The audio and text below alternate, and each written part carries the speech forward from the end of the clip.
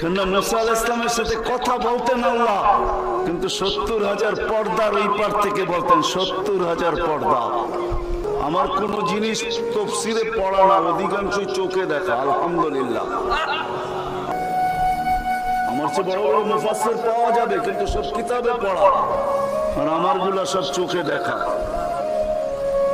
আল্লাহ আমাকে দুনিয়া ঘুরাইছেন, এখনো ঘুরাইতেছেন। আমি তো 9 তারিখে আসছি, 1 মাস পরে আমেরিকা থেকে। আল্লাহ আমাকে দুনিয়া ঘুরান। আমি তুর পাহাড় যখন দেখতে গেছি তখন আমার মনে বাড়ছে এখানেই তো কথা হতো, কিন্তু হাদিসে ওই সময় মনে হচ্ছে যেখানে আইয়ুব আলাইহিস সালাম দুপুরে ঘুমাইতেন, আরাম করতেন, যখন আমি ওইখানে উঠছি আল্লাহ আমাকে নিয়ে গেছিলেন ওইখানে। তো যারা আমার সাথে গেছিল, অহংকার বলতেছি না, দেখি এখানে এখনো ওই তাসির আছে কিনা। ওই চূড়ায় উঠছি যেখানে উনি ঘুমাইতেন, আমি উঠে ওইখানে আমিও ঘুমায় গেছি। ওটাকে ছুঁয়ে দক্ষিণা বাতাস আইতেছিল, আমিও ঘুমায় গেছি। তো যারা আমাকে নিয়ে গেছে ওরা দেখতেছে সময় তো বাড়তেছে, এত নড়াচড়া করে না। তো উপরে এটা আমাকে বলতেছে তুমি কি করতেছো? আমি বলছি দেখার বিষয় হয়ে গেছে, এখনো এখানে ঘুমের তাসির রয়ে গেছে। আমার সাথে কথা বলেন, কারোর সাথে বলবেন? আল্লাহ প্রশ্ন করছে মুসা আলাইহিস সালাম, তুমি কোথায়? আমি কোথায়? আমি চূড়ায় না, তুমি পদদেশে বটে, আমি চূড়ায় না, তোমার আমার মাঝে পর্দা। তো বলছে কত পর্দা? বলে 70,000 হিজাব, 70,000 পর্দা। আনা ওরা আল হিজাব, আমি পর্দার ওই পারে, তুমি এই পারে। কিন্তু মুসা কান পাইতা শোনো, আলাইহিস সালাম, সাতাতি উম্মাতুন, এক উম্মত আসবে, এরা আমার সাথে কথা বলবে, ফালা হিজাবা বাইনি ওয়া বাইনাহুম, আমার মাঝে এদের মাঝে কোনো পর্দা থাকবে না। বলছে সেই উম্মত কোন উম্মত? বলে উম্মতু মুহাম্মদ, উম্মতু আহমদ, মুহাম্মদ সাল্লাল্লাহু আলাইহি ওয়াসাল্লামের উম্মত। বান্দি যখন সিজদায় যায় তো আল্লাহ বলে ইরফা হিজাব বাইনি ওয়া বাইনা আবদি, সরা পর্দা আমার বান্দা বান্দির মাঝখান থেকে, পর্দা সরা। ফেরেশতারা জিজ্ঞেস করে কেন? কয় ইদান ইউনাজি আবদি, আমার বন্ধুর উম্মত কথা বলবে, সরা পর্দা।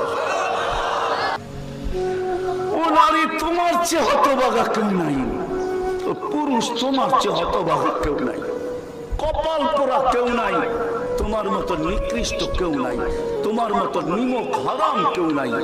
তুমি আল্লাহর যৌবন নিয়ে ঘোরো, আর আল্লাহটাকে তুমি আসো না। প্রত্যেক দেশেই কিছু ব্যক্তিত্ব থাকে, ইচ্ছা করলে এদের সাথে সাক্ষাৎ করা যায় না, সিরিয়াল নিতে হয়। দুনিয়ার সামান্য একজন পদস্থ ব্যক্তির জন্য, যদি দুনিয়ার একজন পদস্থ ব্যক্তি তাকে সাক্ষাৎ করার জন্য যদি সিস্টেমে যাইতে হয়, ও যুবক রাগ হয় না, তোমার পায়ে হাত রাখি, তোমার পায়ে হাত রাখি, তোমার যৌবনের উপরে লানত। মালিকুল মুলুক তোমাকে ডাকতেছে, যাবি, তোর থেকে আমি পর্দা সরাইতে দেরি করব না।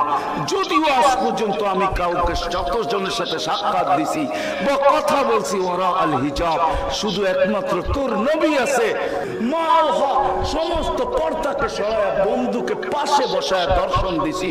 তুই তারই উম্মত, তোকেও দর্শন দিতে চাই, কোনো পর্দা রাখতে চাই। কেন আমাকে বেশি রাত্রে বসাবেন তো আমার আইসি ওপেন করতে করতে অনেক সময় চলে যাবে। কেননা আমার আইসি এক সময় রাত্রে বন্ধ হয়ে যায়, এটা বন্ধ হয়ে যায়, তারপর আর ওপেন হয় না। ওপেনের আগে যদি বসাবেন তো ফজর পর্যন্ত নিয়ে যেতে পারবেন, এটা ওপেনই থাকবে, আর বন্ধ হবে না। এটা বুঝেইতেছিলাম যেইখান থেকে বাহির হয়ে চলে গেছে। 100 বছর আগে যারা ছিল ওরা আজকে নাই, আবার আজকে যারা আছি 100 বছর পরে তারা থাকবে না। বয়স কিন্তু ছোট, সত্য এটাই, যুবকদের বৃদ্ধ পর্যন্ত পৌঁছবে এটার কোনো গ্যারান্টি নাই। এই জন্যই ফেরেশতারা আল্লাহকে প্রশ্ন করছিলেন, আল্লাহ এত কেন সংখ্যা বানাইলেন, দুনিয়াতে জায়গা তো নিবে না? আল্লাহ বলছে জাআলতু লাহুমুল মাউতা, আসার সিরিয়াল রাখছি, যাওয়ার কোনো সিরিয়াল রাখি নাই। ওরা তো মৌতের চিন্তায় দুনিয়ায় বাস করতে পারবে না, মজা পাবে না। সারাদিন স্বামীও ঝুমতে থাকবে, স্ত্রী জিজ্ঞাসা করবে কেন ঝুমতেছ, সামনে মৌত। স্ত্রীও ঝুমতে থাকবে, স্বামী বলবে কেন ঝুমতেছ, বলবে সামনে মৌত। বড় ঝুমতে থাকবে, ছোট জিজ্ঞাসা করবে ঝুমো কেন, সামনে মৌত। বড় ছোট ঝুমতে থাকবে, বড় জিজ্ঞাসা করবে ঝুমো কেন, বলে সামনে মৌত। সবাই মৌত মৌত বলে চিৎকার দিবে, দুনিয়ার মজা তো পাবে না, পাঠায় লাভ কি?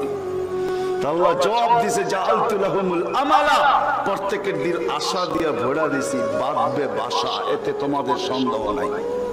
বেশি দূর যেতে হবে না, মাদায়ার রাস্তা যাও, ঢাকা থেকে চিটাগাং পর্যন্ত জিজ্ঞাসা করো এই রাস্তাকে যে এই পর্যন্ত তুমি কতজন যুবকের জান নিছ।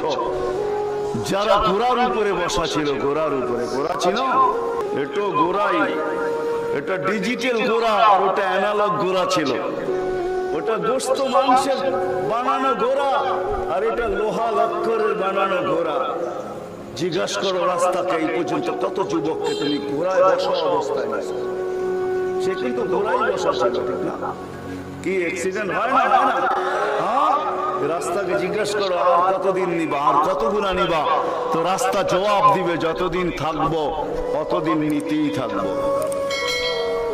এই জন্যই নবীজি বড় দয়া দিয়ে আমাদেরকে বুঝাইছেন, চোখে পানি নিয়ে উম্মতকে বুঝাইছেন। হায় হায় হায়। তো মিকাইল আলাইহিস সালামকে আল্লাহ বডিগার্ড হিসাবে নির্ধারণ করেন যে তুমি আমার বন্ধুর বডিগার্ড। কাহিনী মনে উঠলো এই জন্য বলতেছি, যখন হালিমা সাদিয়ার কাছে ছিল ৫-৬ বছরের বাচ্চা, বাহিরে শিশুদের সাথে খেলতেছিল, ইহুদিদের এক আলেমদের জমাত যাইতেছিল, হঠাৎ চোখ পড়ছে, দেখা চিরা ফেলছে। তো বলছে দুইজনকে নির্ধারণ করো যে কতল করে দেবে। কেননা নবী আমাদের ভিতর থেকে আসে নাই, আমরা অক্ষেপায় ছিলাম, কেননা আমরা নবীর বংশধর, নবীর সন্তান, আমরা বনি ইসরাইল, আমাদের ভিতর থেকে আসবে, আমরা অপেক্ষায় ছিলাম, আসে নাই। এই ছোট অবস্থায় কতল করো। যখন দুইজন আগে বাড়ছে তো মিকাইল আলাইহিস সালাম উপরে উঠে নিয়ে গেছেন, গায়েব করে ফেলছেন। এই উনি, আমাদের কিতাবে এটাও লেখা আছে তোমরা হত্যা করতে চাইলেও পারবে না। তো মিকাইল আলাইহিস সালাম জন্ম লগ্ন থেকে যেদিন আল্লাহ রাসূল প্রাপ্ত বয়স্ক হয়েছেন, ওদিন আল্লাহ জিবরিল আলাইহিস সালামকে অ্যাড করছেন যে জিবরিল তুমি ডান দিকে থাকবে, মিকাইল বাম দিকে থাকবে, তোমরা দুইজন আমার বন্ধুর বডিগার্ড, দুইজন হেফাজত করবে আমার বন্ধুকে। বলছে আমরা একদিন পাহারা দিব। আনসার বলে আমরা একদিন পাহারা দিব। চলা শুরু হলো, আজকে মুহাজির কালকে আনসার, আজকে মুহাজির কালকে আনসার। 2-3 দিন যাওয়ার পরে আল্লাহ কোরআনের আয়াত নাযিল করে দিয়েছেন, আল্লাহু ইয়াসিমুকা মিনান নাস। পুরা আয়াত বললাম না, শব্দ বললাম, বাল্লিগ মা উনজিলা ইলাইকা মির রাব্বিক ফাইন লাম তাফআল ফামা বাল্লাগতা রিসালাতা রাব্বি আল্লাহু ইয়াসিমুকা মিনান নাস। আল্লাহ চিৎকার দিয়ে বলতেছে বন্ধু পাহারা সরান, আপনাকে অন্য পাহারা দিবে, এটা আমাদের সহ্য হবে না, সরান পাহারা। পাহারা তো আমরা দিব। ঠিকই আপনাকে দেখতেছি চোখে পানি কেন? কখনো পানি ছাড়া তো দেখি না, চোখে পানি টলটল টলটল করতে থাকে, মাঝে মাঝে গড়ায় গড়ায় পড়তে থাকে। এত কাঁদেন কেন, এত কাঁদেন কেন? বলছে যেদিন থেকে জান্নাত জাহান্নাম দেখা আসছি, উম্মতের ব্যথা আর চোখের পানি বন্ধ হয় না। চিনেন আব্দুল কাদের জিলানীকে? চিনেন? আরে নাম শুনছেন কোনদিন? পীরানে পীর বড় পীর আব্দুল কাদের জিলানী রহমতুল্লাহ আলাইহি, উনি লেখছেন, হায় ওর চেয়ে বড় হতভাগা কেউ নাই, ওর চেয়ে বড় কপাল পোড়া কেউ নাই, ওর চেয়ে বড় নিমক হারাম কেউ নাই, ওর চেয়ে বড় অকৃতজ্ঞ কেউ নাই, ওর চেয়ে বড় নিকৃষ্ট কেউ নাই। আসলো না বলে নিকৃষ্ট কেন বলছে আব্দুল কাদের জিলানী রহমতুল্লাহ আলাইহি?